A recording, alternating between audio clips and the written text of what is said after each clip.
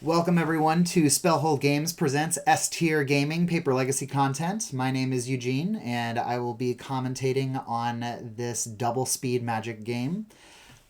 We are located in Orange County, California, and we run Tuesday Night Legacy every Tuesday, or as often as we can. And we are going to be trying to put out more Paper Legacy content like this in the future. So let's get started here.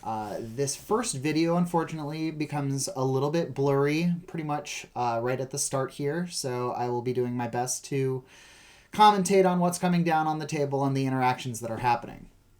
Now we have two blue-black lists here. One is a combo deck and one is an aggro deck. Doomsday, playing the aforementioned Doomsday card to find the perfect 5-card pile to immediately win the game, usually with Thassa's Oracle nowadays. And Blue-Black Ninjas is just a very high quality aggro list using different ninjas or things pretending to be ninjas in order to gain maximum value, stay ahead of the curve, and maximize their tempo and basically lock their opponent out of the game with permission and denial cards. All right, Eric is going down to 5 here with Doomsday. Not a great start for him. Pedro with an Ornithopter into Retrofitter Foundry, which is ideal since he can turn that Ornithopter into a construct right now, which is what he is doing. 4/4 on turn 1 isn't too bad, especially when there's no interaction on the other side of the table. Going with 2 fetch lands, both going into the bin. See what he's going to pull up. Looks like it's 2 Underground Seas. I'm going to shuffle a little bit. I think Eric is trying to find...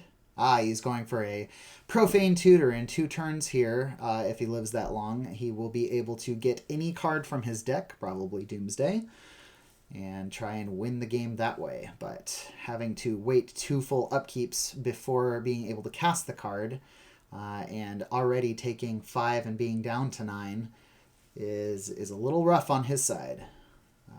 Ninja's player going for a Brainstorm, a classic blue move. And a Changeling Outcast, which is all creature types, Ninja and Thopter included. So I believe a Brainstorm on the other side of the table, trying to see what we can. And going to go ahead and turn that Thopter into another construct, and that's going to close out the game. So game up for the Ninja's player. We're now into round 2 here, and the Doomsday player is going to be able to start. I believe that's a Brainstorm. I can't quite tell. We have quite a bit of glare on the bottom side. We're going to be trying to fix that next week. And Lotus Petal into a fetch land.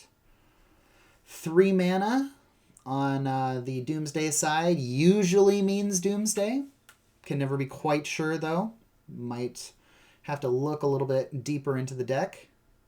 Okay, so how Doomsday works. They get to keep their hand, but they're going to search their entire library and graveyard. Oh, it was a daze. Looked like that was a Force of Will that got dazed. So Eric is going to find his perfect 5 cards out of his entire deck and graveyard, and he's going to make that his deck, and then he's going to lose half of his life to do this. Now, this usually is a setup for drawing all 5 cards and playing Thassa's Oracle, and with the Thassa's Oracle text, checking to see how many cards are left in the library, and winning with the devotion number that you have in play. Typically, even when Thassa's Oracle is removed, if your devotion is 0 and you have 0 cards in your library, you still win the game. So this has become a very popular combo finisher, much to the chagrin of aggro players everywhere. Now, I do believe that this is one of the, not the first game, but I do believe Eric is a newer Doomsday player, so trying to find that perfect pile sometimes takes a while, especially when you're looking through a total of about 55 cards. And you never exactly know what the other side has, especially when you're playing against another blue player. All of the cards from Doomsday that are not chosen are put into exile, so your opponent gets to look at every single card in your deck, which is a little bit of a downside to the deck, but if they have no interaction with it, then you still win the game. So it's not the highest price to pay. All right, it looks like Eric passed the turn. Pedro plays a Changeling Outcast and passes back. Ideas Unbound. Eric is going to get to draw 3 cards right now, and then at the end of his turn, he's going to discard 3 cards, but I don't think that's going to matter because he plays Edge of Autumn to sacrifice a land and draw a card, and there's the Thassa's Oracle, and that's the win. And here we are in Game 3 already. All right, I believe Pedro has the play here. Eric going to 6. You know, I've always really liked the Ninjas deck just because of the amount of synergy necessary. Ooh, he's got a he's got an opposition agent there. I do believe that that interacts the way that you want it to with Doomsday, where you would search their entire library and pick their 5 cards, and you can just pick any old random cards that don't include Thassa's Oracle, and I think that would pretty much beat the game. All right. Eric ships back a card, starts the game. Prismatic Vista into a basic land of some sort. I would guess an island. Yes, I believe that's a Brainstorm. Gosh, we're going to have to work on this glare.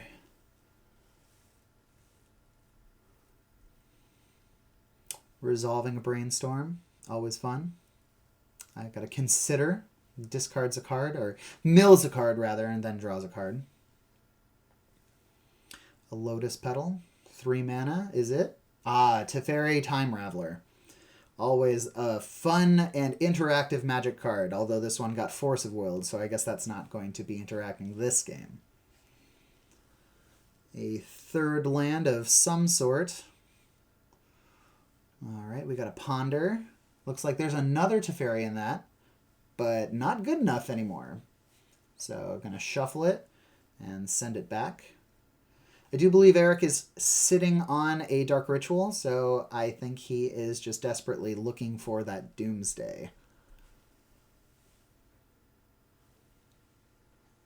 Shipping a land, grabbing something from the...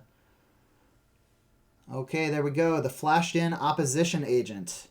So now Eric has an opportunity before this card resolves to fetch his Flooded Strand, because if he does not, oh, he's going to cycle a Street Wraith, and he's going to think, and he's going to force it. Okay, yeah, that's probably a good decision, as opposition agent basically shuts down the whole deck. Eric is sitting on a Dark Ritual and a Silence, so really he just needs to draw that Doomsday, desperately needs to draw it, but he drew a Force of Will instead. Kind of sitting around. Not sure what this creature is on Pedro's side. It's a Changeling Outcast. So, okay, this is where Ninja shines. Changeling Outcast cannot be blocked and is, in fact, a ninja. So he was able to ninjutsu in one of the other ninjas. And whenever a ninja hits, he draws a card for each ninja that hits. So every time the Changeling Outcast hits, he gets to draw a free card. So Baleful Strix looking not great. Oh, another opposition agent, and it fires off the Force of Will. Looks like this is kind of just going to be an attrition game here. 12-14 right now. Yuriko. I can't remember the text exactly on Yuriko. Let me pause really quick here. I'm going to bring that up. Pause. I apologize for that. Yuriko, the Tiger Shadow, is a 1/3 with Commander Ninjutsu, and you only pay 2 mana to be able to ninjutsu it into play, and whenever a ninja you control deals combat damage to a player, reveal the top card of your library and put that card into your hand, and each opponent loses life equal to that card's converted mana cost. So if you are able to manipulate the top of your library, like I believe that Pedro was right here. He was able to deal an additional 5 damage because Force of Will being on the top of his library. So a very, very good ninja. You get to draw the card and you have them take the damage. Let's see if Eric can get out of this one. Looks like he fired off the Doomsday, or not the Doomsday, the Dark Ritual, and goes for a Deep Analysis, which gets dazed, unfortunately. Though that is interesting. I'm not entirely certain why he didn't fetch in response to pay for the daze.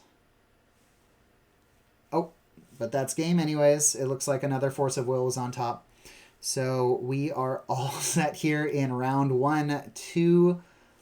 The win going to Ninjas. Join us in round 2, and we will see who's playing then. Thanks.